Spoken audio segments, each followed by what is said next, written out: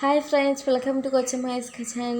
ഞാനിന്നിവിടെ വന്നിരിക്കുന്നത് അടിപൊളി നാടൻ അയിലപ്പുളി കറിയായിട്ടാണ്. അപ്പോൾ ഈ വീഡിയോ ഇഷ്ടപ്പെടുകയാണെങ്കിൽ തീർച്ചയായും സബ്സ്ക്രൈബ് ചെയ്യണേ, തൊട്ടടുത്ത ബെല്ലൈക്കൺ പ്രസ് ചെയ്യാൻ മറക്കില്ലേ. അപ്പോൾ ഞാൻ ഇടുന്ന വീഡിയോസിൻ്റെ നോട്ടിഫിക്കേഷൻ നിങ്ങൾക്ക് പെട്ടെന്ന് കിട്ടാവുന്നതായിരിക്കും. അതിനായിട്ട് നമ്മൾ ഈ നാടൻ അയിലപ്പുളി കറി ഉണ്ടാക്കുന്നതിന് വേണ്ടിയിട്ട് നമ്മൾ കുറച്ച് മസാലക്കൂടി തയ്യാറാക്കി വെച്ചിട്ടുണ്ട്. അത് കാണിക്കാൻ പറ്റിയില്ല.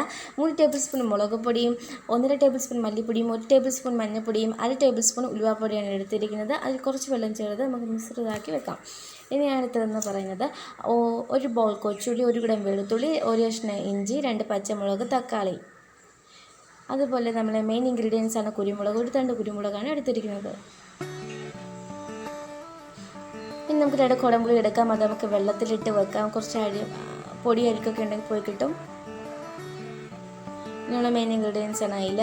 ഇനി നമുക്കൊരു ചട്ടി വെച്ച് ചൂടാക്കിയ ശേഷം എണ്ണ ഒഴിച്ച് കടുക് ഇട്ട് പൊട്ടിക്കാം. പൊട്ടിയതിന് ശേഷം നമ്മൾ കുരുമുളക് ചതച്ചിടാം. പച്ച കുരുമുളക് എന്തിനാണ് ഇടുന്നതെന്ന് വെച്ചാൽ അതിൻ്റെ നല്ല ടേസ്റ്റാണ്, ഒരു വെറൈറ്റി ടേസ്റ്റ് കിട്ടും.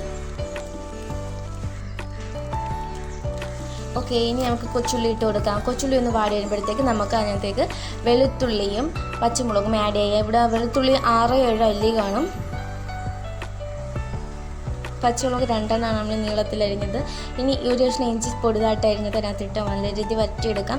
അതിനുശേഷം നമുക്ക് മസാലക്കൂട്ട് അതിലേക്ക് ഇട്ട് കൊടുക്കാം. നല്ല രീതി വരട്ടാം.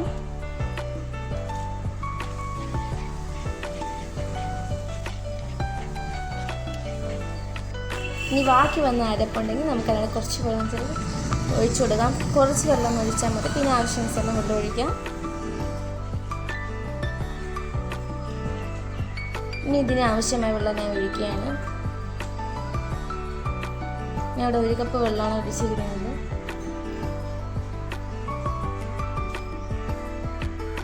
ഇനി ഇതിലേക്ക് ഞാൻ ആവശ്യാനുസരണം ഉപ്പിടുവാണ്. ഞാൻ ഇവിടെ 2 ചെറിയ സ്പൂൺ ഇട്ടിരിക്കുന്നത്. 2 ടേബിൾ സ്പൂൺ ഇട്ടിരിക്കുന്നത്.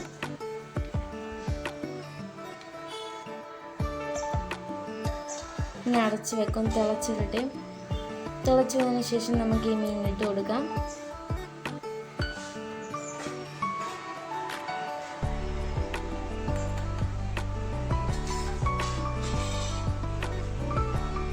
ഒന്ന് അടച്ച് വെക്കാം. നമുക്ക് നല്ല രീതിയിൽ തിളച്ചതിന് ശേഷം നമുക്ക് കറിവേപ്പില ഇടാം.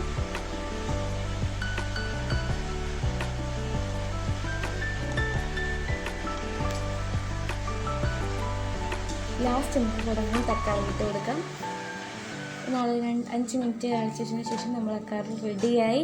അപ്പോൾ ഈ വീഡിയോ നിങ്ങൾക്ക് എല്ലാവർക്കും ഇഷ്ടപ്പെടും. അപ്പം ഞാൻ ഒന്നുകൂടി പറയുകയാണ്, നിങ്ങൾ സബ്സ്ക്രൈബ് ചെയ്യാൻ മറക്കരുത്, തൊട്ടടുത്ത ബെല്ലൈക്കൺ പ്രസ് ചെയ്യാൻ മറക്കല്ലേ.